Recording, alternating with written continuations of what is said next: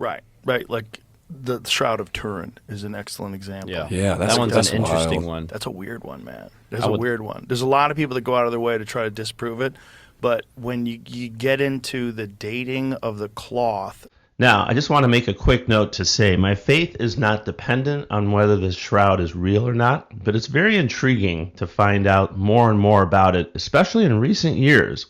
I don't know if you heard about this recent study by Italian scientists, but it has reignited the debate surrounding the Shroud of Turin.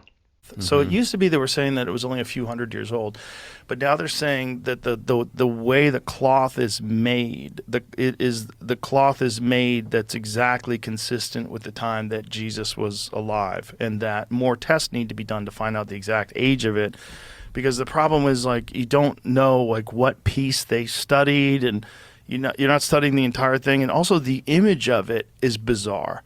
Because the image of it, you really only see Jesus when it's a negative of it. Mm-hmm. And they don't know how that image was put on there. It wasn't stained. It wasn't burned on there. They don't know what caused it. It's like a blast of radiation. Yes, right. Somebody recreated it with gamma radiation, I think. But the only problem, so it would just be, it would need to be an extreme source of light to do that. But the only problem is that would have vaporized, the heat from the light would have vaporized it realistically. So they're wondering, well, if light did do it, how was there no heat? Right. So if Christ did raise and pass through it, there's also X-ray images in the shroud apparently. Well, you see this when you see the shroud in negative. Like Jamie, pull up an image of it. It's very strange.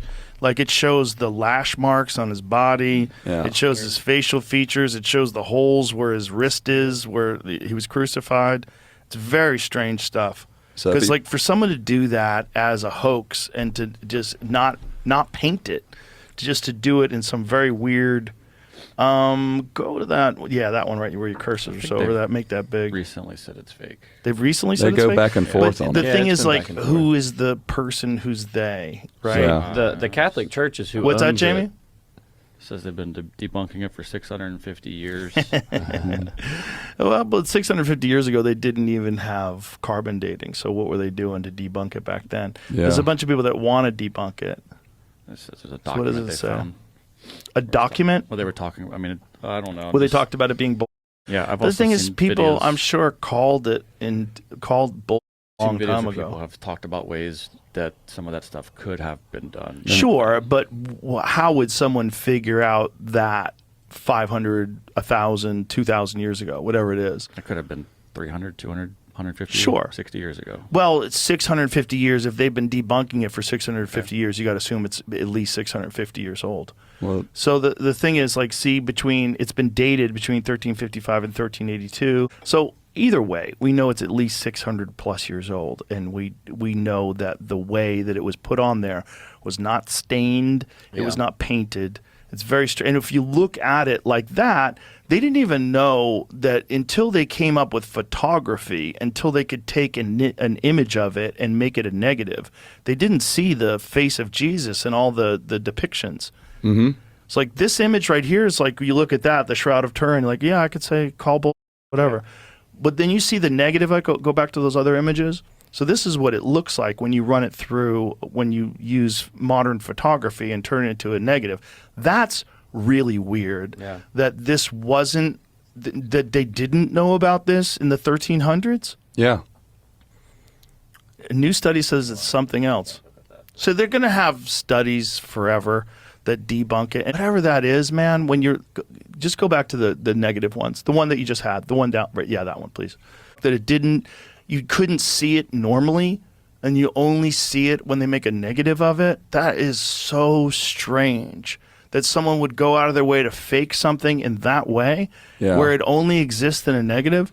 Well, they don't even know how it happened. Right, exactly. They don't know how to. I mean, they're saying they could reproduce it today, but I don't think anybody has.